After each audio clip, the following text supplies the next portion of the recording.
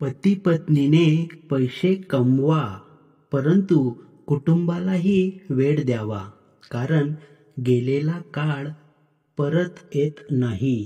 ही कथा पुराणामधील आहे. एका नगरात एक व्यापारी राहत होता. तो राहत असलेल्या नगरामध्ये त्याचा व्यापार काही चालत नव्हता.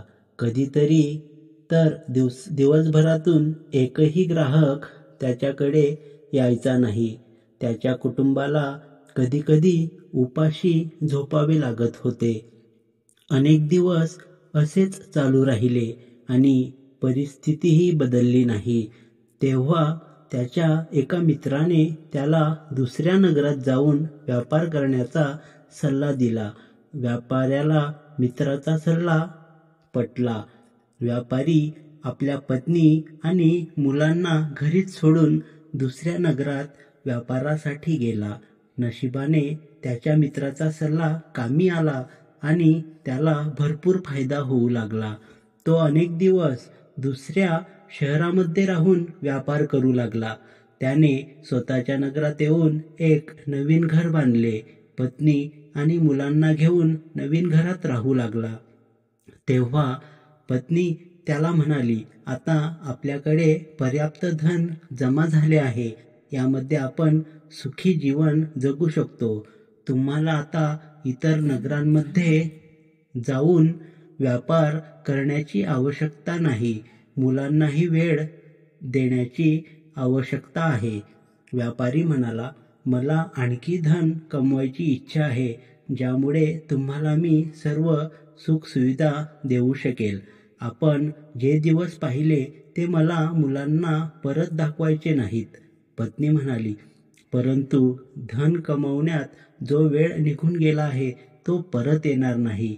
आपण जीवनात सोबत राहण्याचा आनंदापासून वंचित होत आहोत. व्यापारी म्हणाला, फक्त आणखी काही वर्ष व्यापार करू दे. आपण एवढे धन जमा करू की आपल्या पिढ्या सुखात जीवन व्यतीत करतील. व्यापारी पुन्हा व्यापार करण्यासाठी निघून गेला. काही वर्ष असेच निघून गेले. खूप धन जमा झाले. व्यापाऱ्याने पुन्हा नदीच्या काठावर एक सुंदर महाल बांधला. संपूर्ण कुटुंब त्या महालात राहू लागले. तो महाल एखाद्या स्वर्गाप्रमाणे होता. व्यापाऱ्याची मुलगी त्याला म्हणाली, बाबा, आमचे सर्व बालपण निघून गेले, परंतु आम्ही तुमच्यासोबत राहू शकलो नाहीत.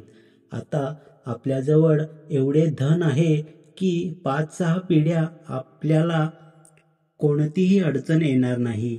आता तुम्ही आमच्या सोबतच राहा.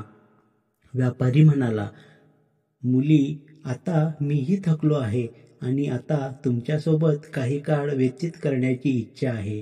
मी उद्या फक्त 2 दिवसांसाठी शेजारच्या गावात जाऊन काही वसुली करायची आहे, तेवढी करून येतो. त्यानंतर मी इथेच तुमच्यासोबत राहणार आहे.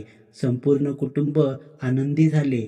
दुसऱ्या दिवशी व्यापारी शेजारच्या गावात गेला आणि त्याच दिवशी मुसळधार पाऊस सुरू झाला आणि ज्या नदीच्या काठावर व्यापाऱ्याने महाल बांधला होता तो पुरामध्ये वाहून गेला.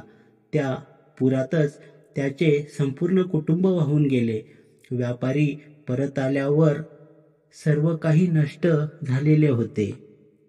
कथेची शिकवण: सुख आणि आनंद केवळ पैशाने मिळत नाही.